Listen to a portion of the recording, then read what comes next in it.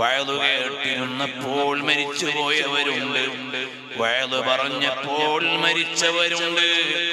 മരണത്തിന് കാലമില്ല, ദേശമില്ല, ഒന്നുമില്ല. കല്യാണം കഴിഞ്ഞിട്ടേ ഉള്ളൂ. മണവാളനും മണവാട്ടിയും കൂടേണ്ട ദിവസമാണ്. ഇന്നൊന്ന് കഴിഞ്ഞോട്ടെ എന്ന് മരണം ചിന്തിച്ചിട്ടില്ല.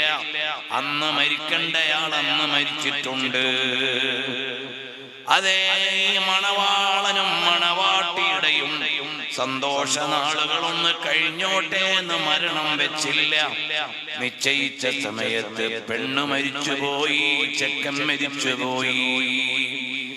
എത്രയെത്ര വാർത്തകളാണ് മരണത്തിന്. അതൊന്നും അജണ്ടയല്ല.